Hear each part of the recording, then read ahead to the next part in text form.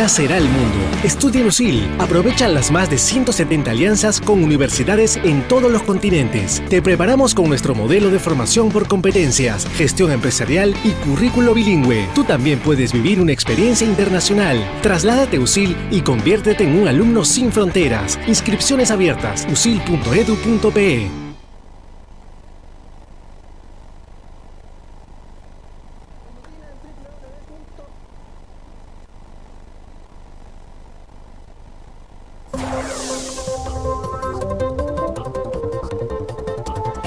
Buenas tardes con todos, son las 5:01 de la tarde, estamos en su programa favorito de los martes a las 5 de la tarde, Habla Franco.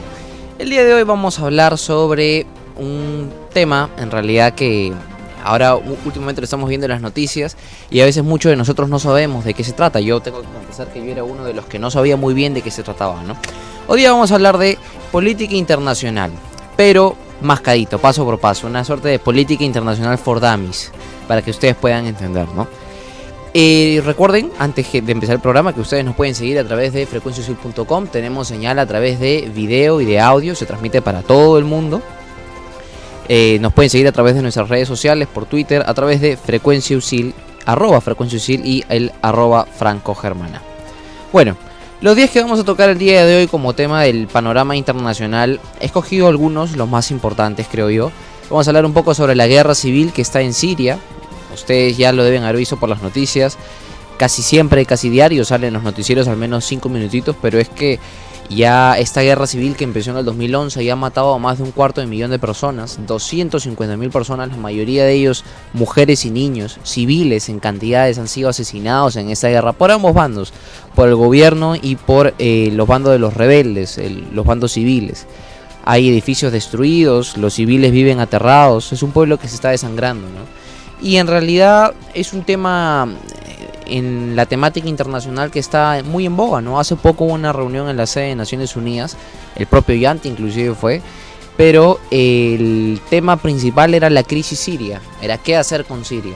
Ahí al parecer se han formado dos bandos, ya vamos a hablar después de eso. Rusia tiene un approach diferente que Estados Unidos y ahí hay ciertas tensiones internacionales. Eso ya lo vamos a ver más adelante.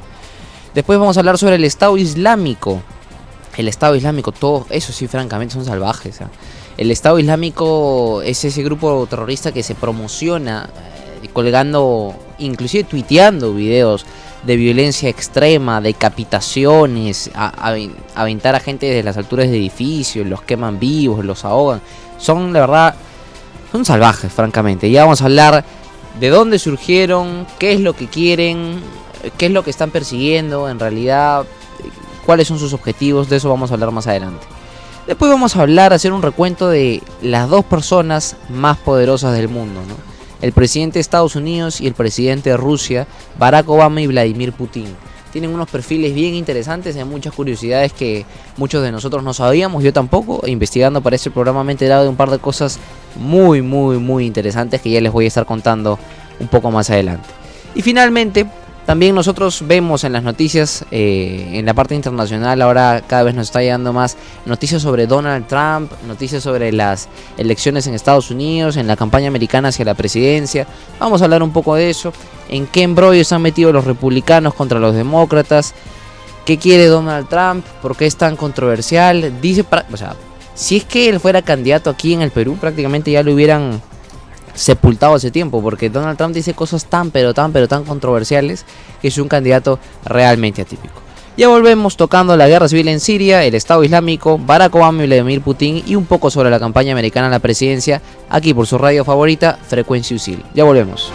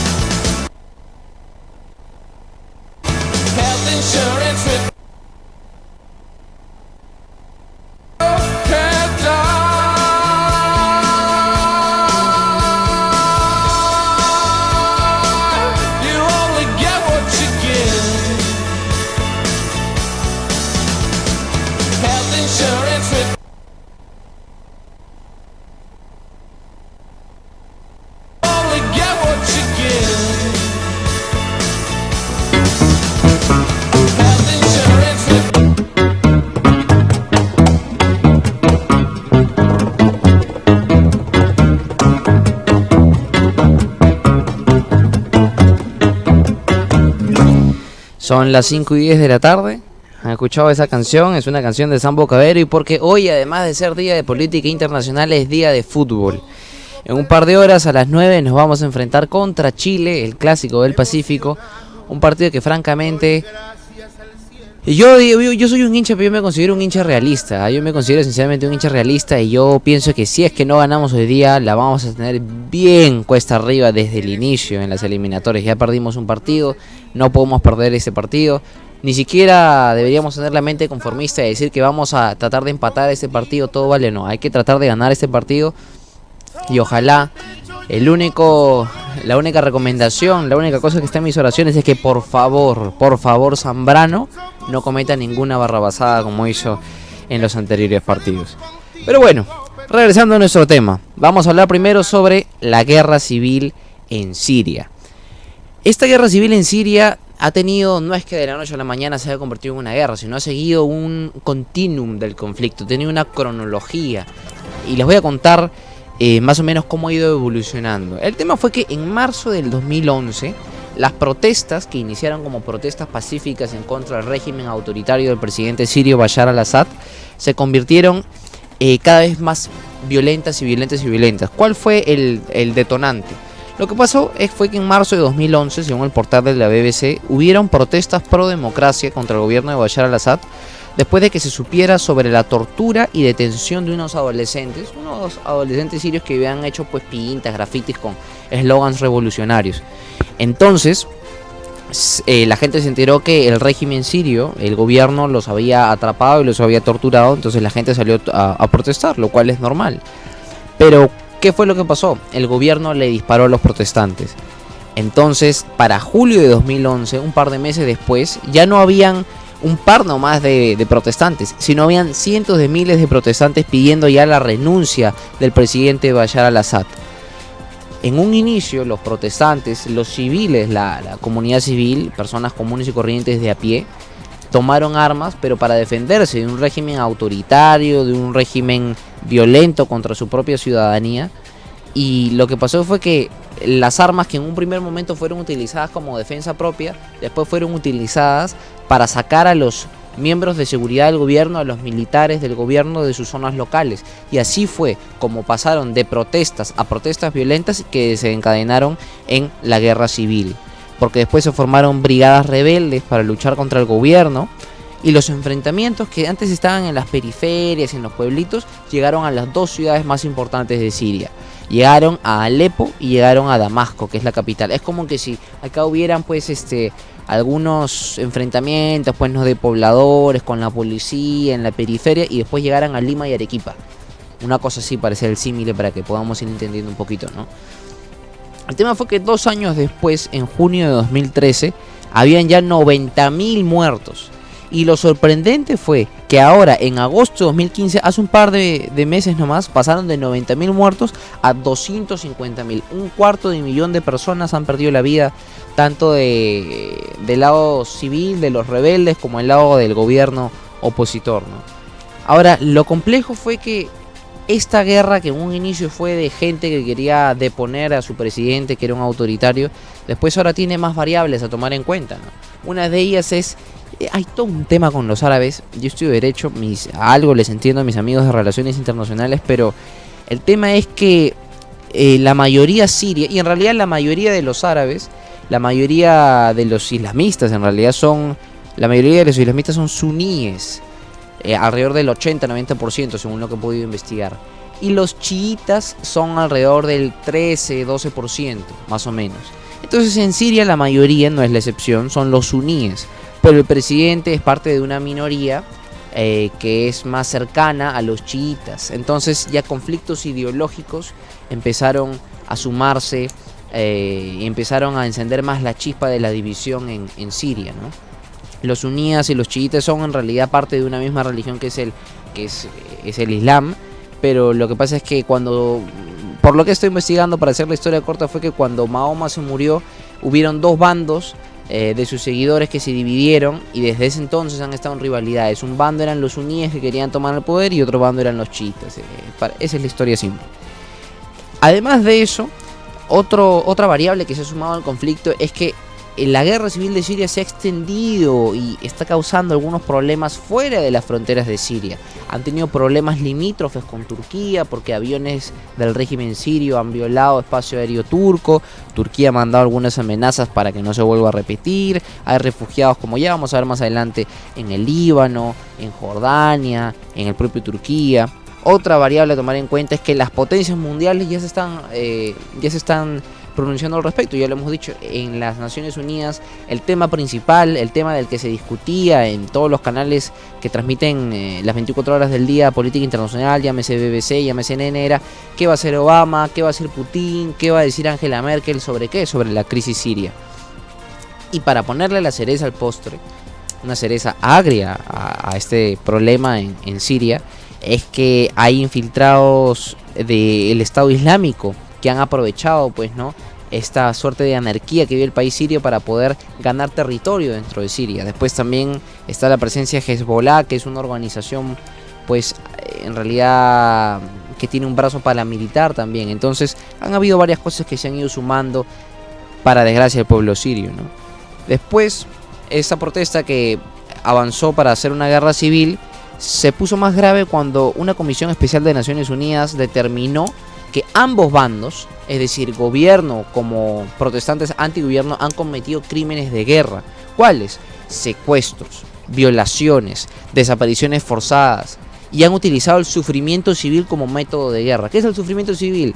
Es cortar vías que son esenciales para el suministro de bienes como agua, alimentos para la población. Eso como mecanismo de presión para la propia guerra. Y eso está muy mal, y eso ya lo ha dicho la Comisión de Naciones Unidas. Otra línea roja que se cruzó, que es gravísima, es que el propio régimen, bueno, hay sus versiones, no se sabe en realidad quién fue, pero se utilizaron armas químicas, específicamente se utilizó gas sarín en contra de civiles. Y el gas sarín es un gas que causa asfixia, causa intoxicación, es como si te quemara las vías respiratorias, por lo que he podido investigar. Estados Unidos acusó al régimen sirio, Rusia y el propio presidente sirio acusaron a los rebeldes sirios, es decir, a los protestantes, a los civiles. Lo cierto es que a mí se me hace muy difícil creer que sean los propios sirios los que puedan tener acceso a armas químicas. Lo más probable, como ya lo ha dicho las Naciones Unidas, como es en realidad la postura de la mayoría de países de Occidente, es que haya sido el propio régimen sirio, el propio presidente sirio, que utilizó armas químicas en contra de su propia población, ¿no? Y esto ha causado una grave consecuencia, que es una grave crisis humanitaria que está viviendo este país, ¿no? 4 millones de sirios se han visto forzados a huir de su territorio por la guerra civil, por la amenaza del Estado Islámico, y han ido a Turquía, Jordania, Líbano. 7 millones han tenido que desplazarse de sus casas internamente dentro de su país. Eso suma un total de 11 millones de desplazados, ya sea fuera o dentro de su país, de un país que tenía una población de 22 millones. Es decir, el 50% de su población se ha tenido que mudar, ha tenido que huir de sus casas.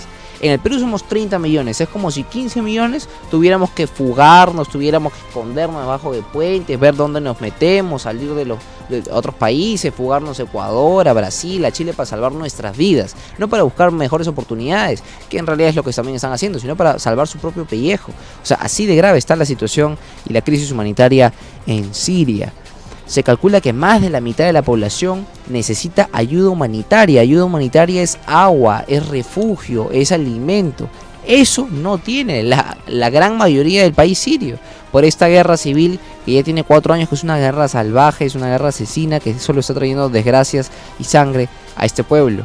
Se calcula, la propia BBC calcula que 4 de 5 sirios viven en pobreza. El 30% del país se dice que vive en pobreza extrema.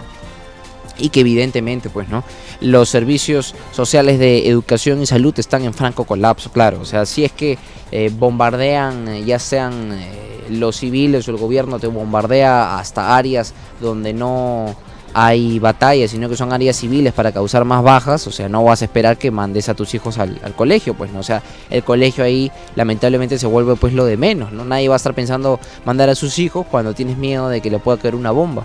Eso es lo que está pasando en Siria, ¿no? Después se le sumaron, como ya les dije, los yihadistas hay los yihadistas radicales, los terroristas. El Estado Islámico ha tomado una gran posesión de Siria. Digamos, se ha adueñado, su capital es Raqqa, una ciudad importante. Y nosotros vemos, sí, pues el Estado Islámico, cada vez que ustedes vean una noticia de que un grupo terrorista dinamitó pues un centro arqueológico de importancia, pues están hablando del Estado Islámico. Es como que un movimiento terrorista acá hubiera pues dinamitado Machu Picchu, pues, ¿no?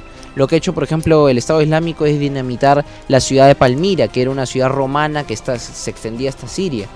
Y eso es patrimonio mundial o era patrimonio mundial de la humanidad, porque ya no existe, se dinamitó. ¿Y por qué? Porque en la mente de estos salvajes, ellos están pensando que ellos quieren instaurar un nuevo orden mundial, un nuevo califato, que ya lo vamos a ver qué significa un califato, pero ellos quieren acabar con todas las idolatrías anteriores. Lo que no entienden es que ya no son idolatrías, sino son parte de la cultura, son parte de la arqueología, son parte de la historia, es parte del patrimonio cultural de la humanidad, no solo de Siria.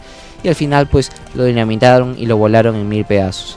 Finalmente, como les decía, desde el mes pasado hay una nueva intervención que no se sabe en qué va a terminar, pero es que el presidente de Rusia, Vladimir Putin, ha intervenido militarmente en Siria, no con soldados, pero sí a través de ataques de su fuerza aérea. Se dice que la idea de Vladimir Putin y su ministro de Relaciones Exteriores, Sergei Lavrov, así lo han dicho, de que su objetivo principal es disparar hacia bases terroristas del Estado Islámico. Pero lo que Estados Unidos, lo que reportan los medios americanos, es que no están disparándole al Estado Islámico, sino le están disparando a los rebeldes sirios, es decir, a la población civil que era apoyada y entrenada por la CIA de Estados Unidos. Entonces ahí al parecer hay una típica pugna de poder, ¿no? Es como si estuviéramos viviendo pues en una nueva etapa de la Guerra Fría, ¿no? En la Guerra Fría 2.0, es como si la estuviéramos viviendo actualmente, ¿no? Bueno, antes de irnos al corte les voy a explicar un poquito más sobre el Estado Islámico. El Estado Islámico fue la facción radical de Al-Qaeda. Al-Qaeda, recuerden ustedes, es el grupo terrorista al cual perteneció Osama Bin Laden. Osama Bin Laden fue el terrorista que estrelló los aviones a las Torres Gemelas. El Estado Islámico, a pesar de que Al-Qaeda era un grupo terrorista pues también salvaje, fanático, extremista, el Estado Islámico, fíjense para que vean la crueldad de estos tipos, en el 2014 se separó, se escindió de Al-Qaeda porque decía que los de Al-Qaeda eran muy débiles, los de Al-Qaeda no tenían mano dura. O sea, imagínense, los que secuestraron aviones y los estrellaron contra las Torres Gemelas en Estados Unidos, según el Estado Islámico, no, ellos son muy soft, son muy light, y por eso se separaron de ellos en 2014, hace poco, relativamente. Ellos son de mayoría suní y ellos quieren establecer un califato internacional. ¿Qué es un califato? Ellos quieren instaurar, ellos para empezar quieren unificar toda la religión musulmana, todo el islam, el credo. Ya no quieren ellos que hayan yariyíes, chiitas, sunitas. Lo que quieren es que solo haya suníes. Quieren vivir bajo la ley de la sharia, quieren instalar un régimen que se instale en todas las zonas en las cuales antes el Corán y los musulmanes eran mayoría. Es decir, el califato no solo incluye, ahorita están predominantemente en partes de Irak y partes de Siria, pero ellos quieren instalar un califato que también llega hasta España inclusive, porque recordemos que España estuvo ocupada 8 siglos por los musulmanes. Entonces prácticamente ellos tienen una visión expansionista, una visión imperialista de conquista, o mejor dicho de reconquista, que ojalá no prospere, porque si no la vamos a ver bien verde en el escenario internacional. Ellos se caracterizan por ser más modernos, por así decirlo, que Al-Qaeda, porque como ya lo había dicho, ellos cuelgan sus masacres por YouTube. Después evidentemente YouTube las cancela, ¿no? Ellos tuitean sus masacres, evidentemente pues las cancelan, pero igual se difunden por los medios de comunicación. ¿Y lo hacen para qué? Para infundir terror, para infundir miedo. Yo nunca me voy a olvidar, hace un par de meses vi por CNN que se decía que en una ciudad en Siria, controlada por el Estado Islámico, se crucificaba a los cristianos, porque ellos están en contra de los que no son suníes, y especialmente con las minorías religiosas, y ahí los cristianos son minorías religiosas, ¿no? Y crucificaban a cristianos como una manera de escarmentar a la población, de meterle miedo a la población y decirle: si tú no crees en lo que yo creo, te vamos a crucificar. Y eso es lo que está haciendo el Estado Islámico. Ha hecho atrocidades tan increíbles que en realidad mostrar en imágenes, yo no mostraría en imágenes, y hablarlas, la verdad, va a ser hasta inclusive un poco duro, pero una de ellas, y solo voy a relatar una de ellas para que ustedes se den imagen y no voy a entrar mucho en detalles, pero una de ellas era que les pusieron, los alinearon a unas 5 o 6 personas, lo pasaron por televisión, lo vi por CNN, y que les pusieron una especie de collares, pero no eran collares, sino le habían puesto dinamita, y después ya se imaginarán lo que hicieron con la dinamita alrededor de la cabeza de estos pobres desdichados que fueron secuestrados, pues, no, por el Estado Islámico. Lo malo de eso es que no solo son ahora populares en la zona los del Estado Islámico, sino que tienen un montón de plata. Y es que se dice que ganan $2 millones diarios. ¿Por qué? Porque controlan zonas petroleras importantes de la zona, y porque hacen plata secuestrando a gente importante y pidiendo los rescates. En fin, es un grupo que está en franco crecimiento. Es un grupo que se promociona de una manera vil, y es un grupo que está teniendo apoyo financiero. Inclusive hasta ya han acuñado su propia moneda. En fin, es el mundo de cabeza, y encima quieren ser un Estado. La verdad que el mundo cada vez se está yendo más en picada, ¿no? Bueno, en el tercer bloque vamos a volver con otra parte de la política internacional, para que puedan ustedes estar ubicados, ¿no? ¿Quién es Barack Obama? Todos sabemos cómo es, todos sabemos que habla bonito, todos sabemos que es el presidente de Estados Unidos, pero nadie sabe más allá de eso. Vamos a saber quién es Barack Obama, y vamos a saber quién es este pintoresco presidente Vladimir Putin, el presidente de Rusia, que se dice por ahí que es hasta más duro que Chuck Norris, porque sabe karate, maneja armas, bucea, caza animales, en fin, es todo un personaje. Ya le voy a ir contando. Regresamos en el tercer bloque.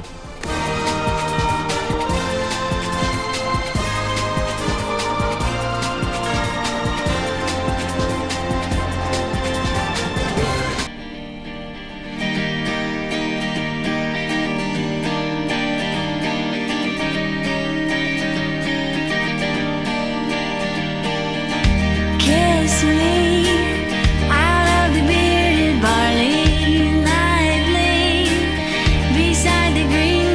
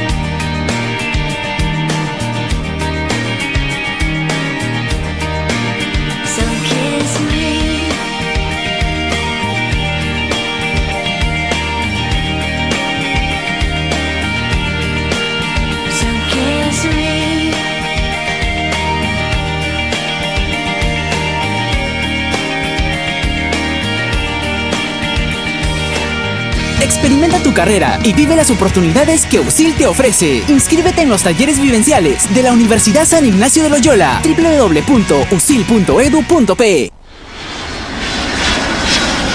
Tu oficina será el mundo. Estudia en USIL. Aprovecha las más de 170 alianzas con universidades en todos los continentes. Te preparamos con nuestro modelo de formación por competencias, gestión empresarial y currículo bilingüe. Tú también puedes vivir una experiencia internacional. Trasládate a USIL y conviértete en un alumno sin fronteras. Inscripciones abiertas. usil.edu.pe.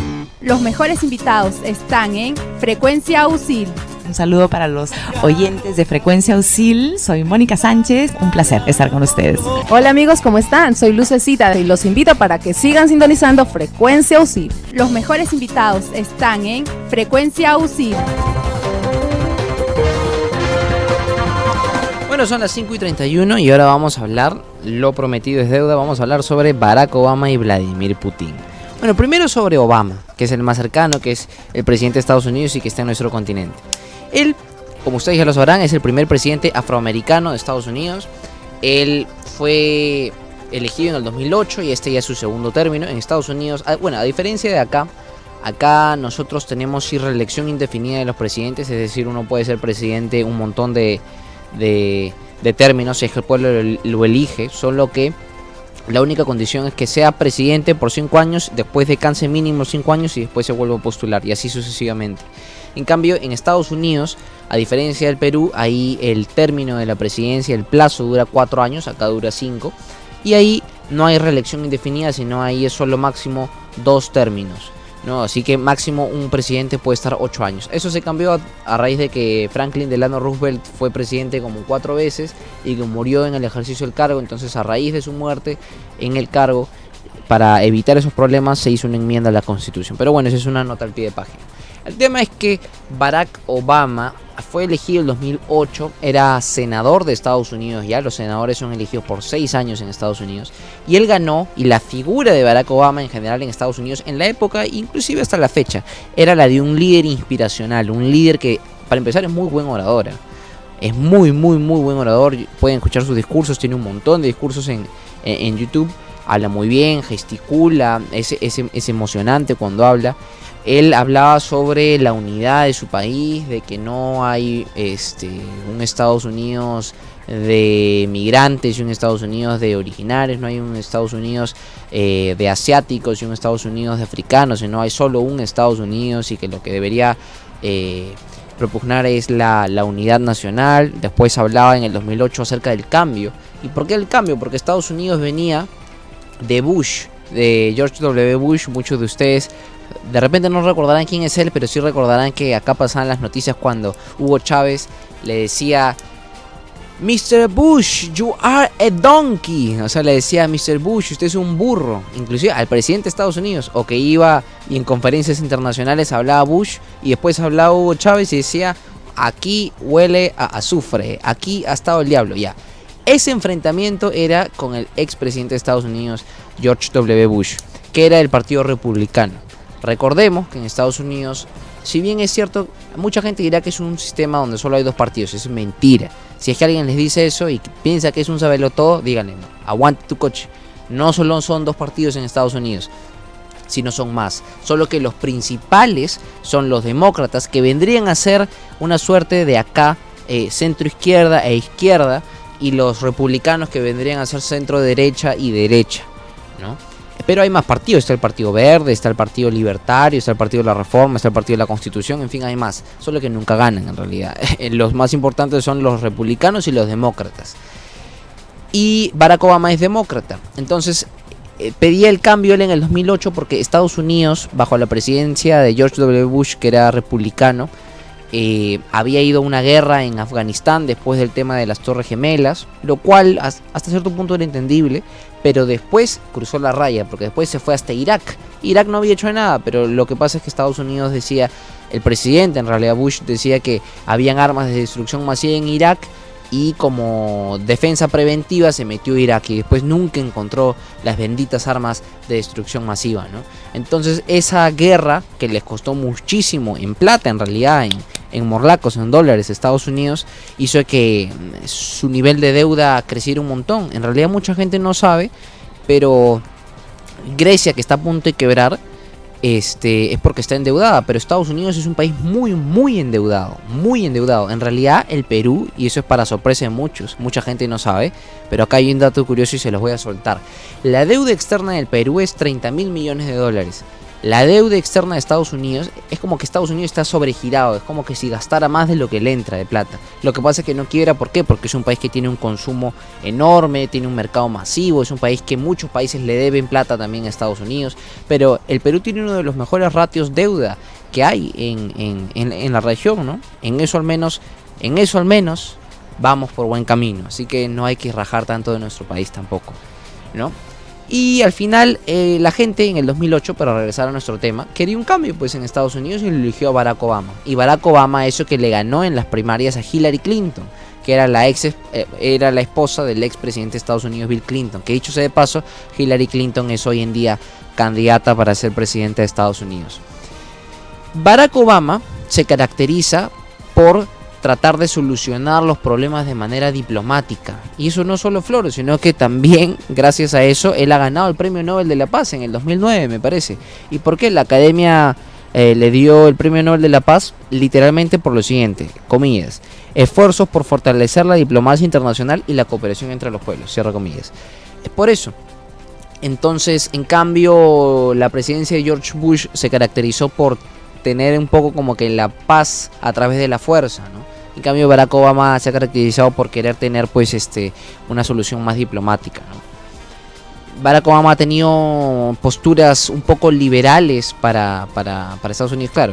Ahora, haciendo otro pie de página, la concepción del liberal y conservador acá son absolutamente diferentes a lo que es en Estados Unidos, son al revés. Acá un conservador, acá un liberal sería alguien, por así decirlo, de derecha. En cambio, allá en Estados Unidos un liberal sería alguien de izquierda.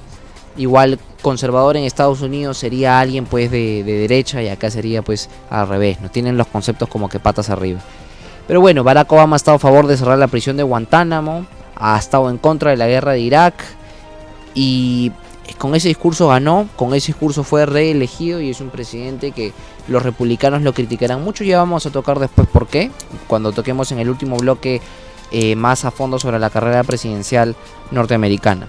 Pero ahora vamos a hablar sobre Vladimir Putin. Este realmente es un personaje digno de hacerle una biografía, y no precisamente porque yo piense que es una figura positiva.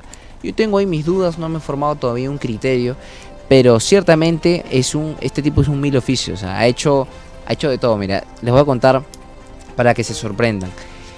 Él, para empezar, su papá fue un marino y su mamá era una trabajadora en una fábrica, era como muy corriente. Tenía unos orígenes humildes, no era de la alta alcurnia, no era de sectores privilegiados.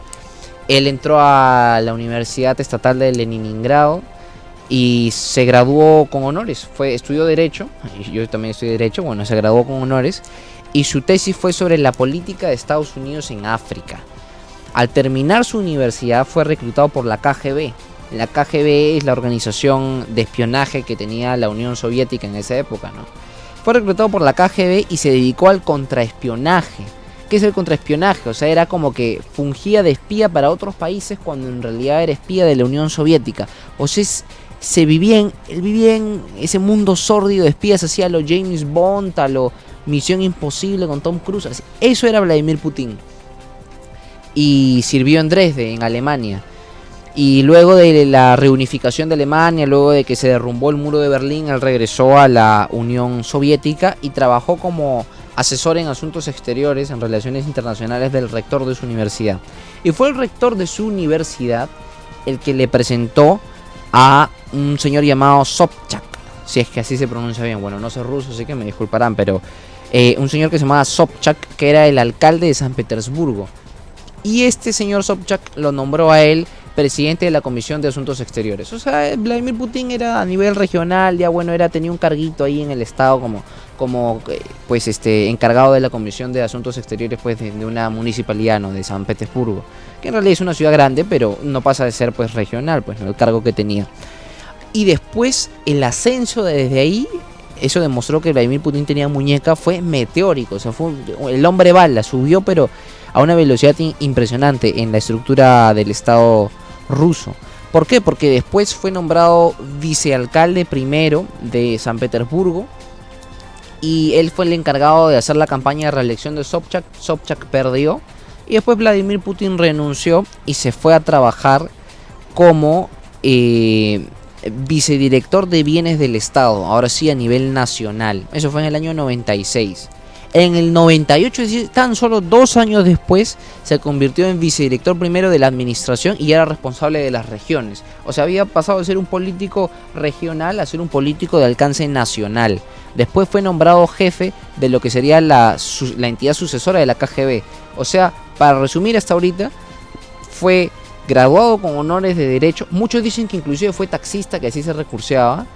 Fue graduado de honores en Derecho, hizo una tesis sobre política internacional de Estados Unidos, fue contraespía, o sea, fue espía, después fue director de la KGB, después fue político a nivel regional, político a nivel nacional. Al día de hoy ha sido presidente 3 veces, del 2000 al 2004, del 2004 al 2008. En el 2008 él, pues, vivazo, hizo una suerte de enroque, ¿no? Él ya no siguió siendo presidente, sino se convirtió en primer ministro y hizo que ganara las elecciones apoyándolo uno de sus protegidos, pues no de sus patas, que se llamaba Dmitry Medvedev, y lo convirtió él en presidente del 2008 a 2012. Y del 2012 hasta ahora lo que él hizo fue regresar, pues, ¿no? Dmitry Medvedev bajó y él subió de nuevo a presidente. Por eso es que ahora es 3 veces presidente, ha sido primer ministro una vez. La revista Forbes, esta revista que se caracteriza por hacer la lista de los más millonarios del mundo, también es una lista de los más poderosos del mundo, que siempre generalmente en el presidente de Estados Unidos. Pero una propia revista americana ahora ha situado a Vladimir Putin como el hombre más poderoso del mundo por 2.º año consecutivo. Bueno, eso es en cuanto a los cargos, pero hay mucho más acerca de la vida de Vladimir Putin que es francamente sorprendente. Es un hombre que anexa territorios sin necesidad de pegar un solo disparo. Nunca ha perdido una guerra. Ha anexado Crimea, se le quitó prácticamente Crimea a Ucrania y la anexó a Rusia. Y la comunidad internacional, Barack Obama estaba pues indignadísimo. Los ucranianos siguen pensando que Crimea es de ellos. Y Vladimir Putin a lo macho fue y hizo un desfile militar después como para marcar territorio ganado en Crimea. Bueno, eso le subió muchos bonos en la popularidad y justo he estado chequeando y en la página web The Guardian se dice que Vladimir Putin en junio de este año tuvo una popularidad del 89%. ¿Cuánto quisiera Ollanta Humala tener una popularidad del 89%? Más bien creo que tiene una desaprobación del 89%, pero en fin, es otra historia. La cuestión es que además de todo esto que les he contado de Vladimir Putin, él es conocido pues por ser fotografiado haciendo cosas pues extrañas para un presidente, ¿no? Yo francamente no me imagino acá algún presidente nuestro que siquiera esté en las condiciones físicas para hacer esto, ningún expresidente tampoco. Pero Vladimir Putin es cinturón negro en 3 artes marciales, en karate, en sambo y en judo. Sabe bucear. Él fue a investigar hace un año, me parece, en un submarino ruso, un barco que se había hundido en el mar Báltico, me parece, o en una zona adyacente a Rusia, y se comunicaba por teléfono con el primer ministro Medvedev. Sabe jugar hockey, hace cuestión de días, creo que 5 o 4 días fue su cumpleaños 63, y lo celebró jugando hockey y metió 7 goles, 7 goles jugando hockey. Es decir, sabe patinar, jugar hockey, es cinturón negro, bucea, es experto en manejo de armas, ha sido espía, es piloto de avión, es piloto de autos de Fórmula 1, tiene un alto índice de popularidad, en fin, es cazador. Se dice que una vez estaban unos periodistas haciendo pues una nota y un tigre se escapó de, pues creo que era un refugio, y él salvó a los periodistas agarrando una pistola de dardos tranquilizantes y neutralizó al tigre. En fin, no sé si será campaña publicitaria, me huele que como que por ahí va la cosa, pero lo cierto pues que este presidente es pintoresco, ¿no? Y por eso hay hasta una serie de memes de él, ¿no? Porque él acostumbra pues inclusive a tomarse fotos cabalgando sin polo y demás, ¿no? Mucha gente dice pues que hasta inclusive el presidente Barack Obama le tiene miedo a Vladimir Putin. Pero bueno, esto es pues, ¿no?, el perfil del presidente de Rusia. Muchos dicen que es el hombre más poderoso del mundo. Vladimir Putin es francamente un mil oficios. Ahora ya hemos revisado sobre la crisis siria, ya sabemos un poco más o menos qué es el Estado Islámico, ya sabemos los perfiles de Vladimir Putin y de Barack Obama, y eso es para que cuando ustedes estén en una conversación acá, por ejemplo, en alguna facultad de alguna universidad y les hablen los que estudian relaciones internacionales y ustedes piensen que están más perdidos que huevo en ceviche, ustedes al menos ya sepan dónde situarse, ya sepan al menos seguir el hilo de la conversación o saber más o menos de qué están hablando, ¿no? Como último bloque, ya después del corte comercial, vamos a hablar sobre la carrera presidencial americana, que si bien digamos no le están dando tanta cobertura en los medios aquí nacionales, siempre es bueno saber un poco, ¿no?, de qué se trata, porque de todas maneras el presidente de Estados Unidos influye en ciertas cosas en la política internacional que en algunas cosas nos afectan al Perú, en algunas otras cosas no, pero siempre es bueno saber al menos por un poquito de cultura general. Ya regresamos hablando sobre en qué líos andan metidos los republicanos y en qué líos andan metidos los demócratas. Ya volvemos.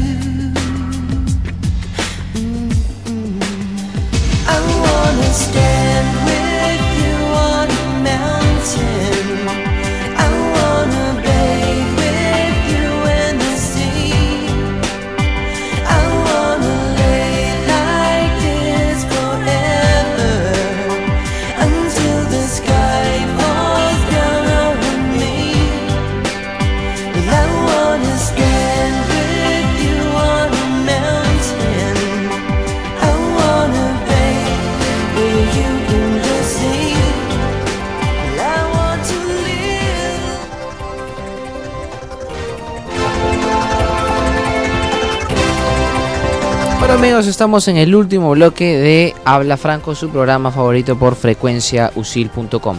Recuerda que nos pueden seguir a través de @frecuenciausil en Twitter y el @francogermana. Ahora, este último bloque va a ser destinado a hablar sobre la carrera presidencial de Estados Unidos.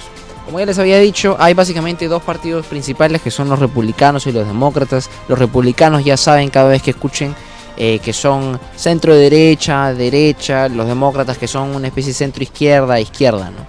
Ahora, ¿cuáles son los temas típicos de los cuales se preocupan los demócratas? Los demócratas se preocupan generalmente por las 3E. Elderly, que son los viejitos, el sistema de seguridad social. Environment, que es el medio ambiente, el cambio climático y demás. Y el education, que es educación. Los temas que típicamente se preocupan los candidatos republicanos es por la seguridad internacional, es por tener un ejército más poderoso, es por balance the budget. Ellos lo definen así, es como se traduciría literalmente como balancear el presupuesto, es decir, reducir la deuda de Estados Unidos para que puedan así crecer económicamente y no estén sobregirados. Pues, o sea, Estados Unidos, Grecia, varios países es como que si tuvieran una tarjeta de crédito y estuvieran gastando mucho más de lo que tienen. Entonces, para eso los republicanos siempre están a favor de ¿qué? Están a favor de, le da mucho énfasis a la economía, están a favor de tener reducciones en el impuesto aquí en Estados Unidos, y eso acompañarlo con reducción del gasto estatal, para que así, digamos, se pueda balancear el presupuesto. Ahora, ¿cómo lo critican los demócratas? Porque a veces los republicanos, cuando dicen reducción del gasto estatal, es que quieren reducir el sistema de salud, el sistema de seguridad social, quieren a veces reducir algunos derechos laborales y todo eso en aras de balancear el presupuesto, ¿no? Y ese básicamente siempre es el debate, ¿no? Otro de los temas que lamentablemente ha tenido ahora, o digamos es un tema muy actual en el debate americano, y digo lamentablemente porque no debería estar en el debate por las razones por las cuales está en el debate, y es que en Estados Unidos prácticamente ya se ha vuelto una costumbre malsana que de aquí, o sea, una vez al mes hay un tiroteo donde mueran 10 personas. Entonces, los demócratas suelen estar a favor por leyes que controlen cuando una persona puede tener armas. En cambio, los republicanos están en contra. Ahora yo les voy a explicar. Acá en el Perú, uno para sacar una licencia de armas, uno tiene que hacer todo un proceso, tiene que pasar por una serie de exámenes psicológicos y demás.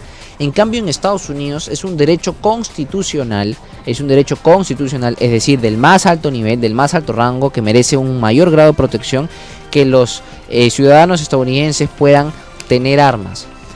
Justo estaba viendo por televisión que hay alrededor de 300 millones de armas que tienen los estadounidenses. Estados Unidos es el país que tiene mayor porcentaje de armas en su población. Alrededor del 89% de los estadounidenses tienen armas. ¿Y esto por qué? Porque la lógica, y eso me enseñaron aquí en la universidad, la lógica era que se le daba el derecho a los estadounidenses de que puedan tener armas para defensa personal, y dos, para que si es que tenían un gobierno autoritario, puedan ir pues y sacar a su dictador pues a patadas o a balazos, ¿no?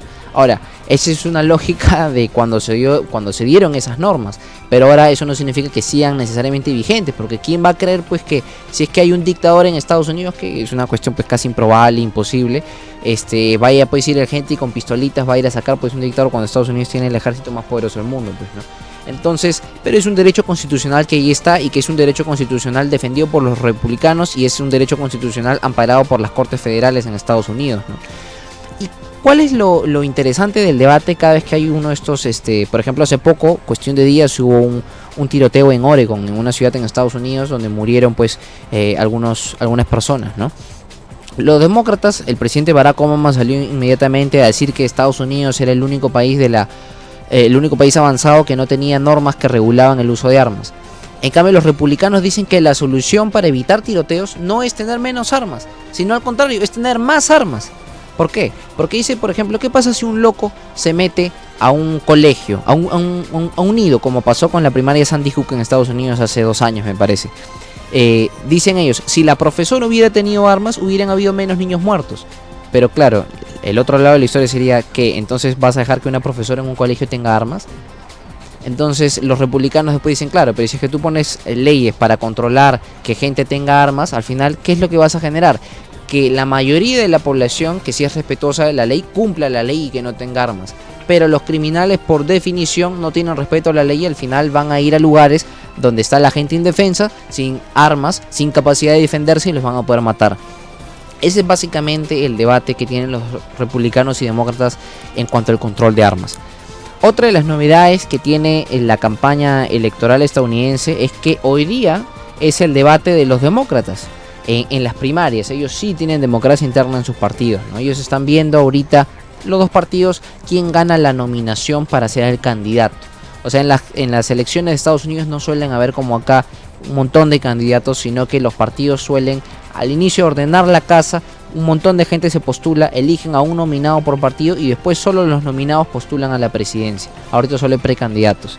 Hoy día todos los flashes van a estar sobre Hillary Clinton y sobre Bernie Sanders, que es un senador de 72 años, que es autodeclarado socialista demócrata y tiene pues un discurso bien curioso, ¿no? Que generalmente no hubiera calado en Estados Unidos porque ella es muy izquierda para Estados Unidos, Bernie Sanders, ¿no? Pero igual está subiendo mucho en las encuestas, está segundo en los demócratas, ¿no?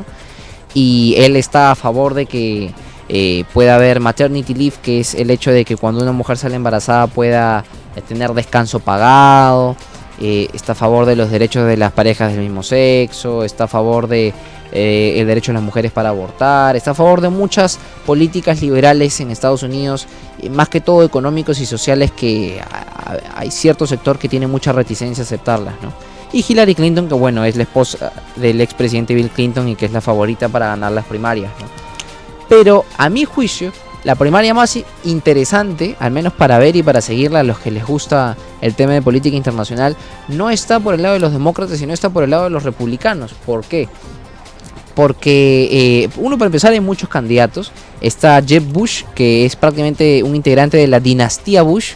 Su hermano, George W. Bush, fue presidente. Su papá, George H. Bush, fue presidente también de Estados Unidos. Su abuelo, Prescott Bush, fue senador en Estados Unidos.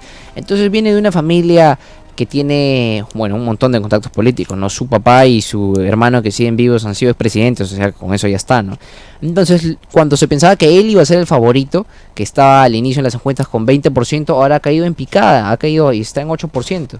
Mucha gente le critica que no es carismático, que es aburrido, que es serio, pero bueno, pues ahí está, ¿no? Otro candidato interesante es Donald Trump. Donald Trump, que es bueno, ni siquiera es millonario, es billonario, porque su fortuna creo que está en $4.000 millones. Es ya pues demasiada plata, ¿no? Y él se caracteriza por decir lo que se le viene a la cabeza y simplemente sin pensar en las consecuencias y soltarlo, ¿no? Solo para que ustedes tengan una idea y para que puedan imaginarse, en el primer debate republicano estaban pues todos los candidatos ahí, ¿no? Frente al estrado, un montón de rating. Y cuando le tocó hablar a él dijo pues una cosa que causó risa, ¿no? Pero eso hizo que le subiera como 10 puntos en las encuestas, prácticamente despegó. ¿Por qué? Porque él dijo, el sistema político en Estados Unidos es un sistema corrupto. Prueba de eso es que yo le he dado plata a más de uno de los candidatos que está aquí parado conmigo al costado, pero no voy a decir nombres. Entonces la gente lo empezó a aplaudir, los candidatos empezaron ahí a poner nerviosos. Y ya, o sea, se caracteriza por decir ese tipo de cosas controversiales, ¿no? Y bueno, hasta ahorita sigue primero, pero se está dando un fenómeno interesante en Estados Unidos, ¿no? Que más o menos es lo que puede pasar aquí en estas elecciones que se nos vienen en el 2016. Y es que por el lado de los republicanos, los tres primeros puestos, Donald Trump, Ben Carson y Carly Fiorina, son outsiders, porque no son parte del establishment, nunca han tenido un cargo político. Donald Trump es simplemente un millonario y nunca ha estado metido en política. Ben Carson es un neurocirujano retirado y Carly Fiorina era una ejecutiva retirada, ¿no? La ejecutiva de Hewlett Packard, creo. ¿Y por qué? Porque el pueblo está muy descontento con la manera como ha sido manejado su país. Después, por el lado de los demócratas, Hillary Clinton sí pues es vista como la candidata del establishment. Ella ha estado mucho tiempo en el sector público, ha sido inclusive secretaria de Estado, que es como si fuera el canciller de la República. Pero ella está metida en un escándalo, en un embrollo bien grande por usar su correo personal en vez del correo estatal para manejar información clasificada. O sea, es como que si tú trabajas pues, es como que si Ollanta, en vez de utilizar un correo encriptado para manejar pues secretos de Estado, utilizar su correo de Yahoo, pues. O sea, y los republicanos y la gente que la ataca le dice ya pues, o sea, la han podido hackear los chinos, la han podido hackear los rusos, la ha podido hackear un chico de 18 años que sepa de computación, entonces está metido en un lío ahí, ¿no? Y Bernie Sanders, si bien ya era senador, él ni siquiera era demócrata, sino era independiente y es un candidato en ascenso, una suerte de outsider del estado ahí, que está subiendo un montón en las encuestas, ¿no? Y bueno, ese es básicamente el panorama en cuanto a la carrera presidencial en Estados Unidos. Bueno, ahora espero que este programa les haya servido para que al menos, y eso me ha pasado a mí acá en la universidad, ya que estoy en la facultad con la gente de Relaciones Internacionales, y a veces hablan de 1000 cosas y uno no entiende francamente qué están hablando. Espero que al menos con este programa mucha gente ya puede tener al menos algunos elementos para poder seguir la conversación si es que se cruzan con un tipo que le gusta hablar sobre política internacional. Soy Franco Germaná, nos pueden seguir a través de @frecuenciausil y al @francogermaná a través de Twitter. Eso ha sido todo por hoy, le mando un saludito a mi hermana que me debe estar mirando y a mi papá también. Nos volvemos a encontrar en el siguiente programa el martes a las 5 de la tarde.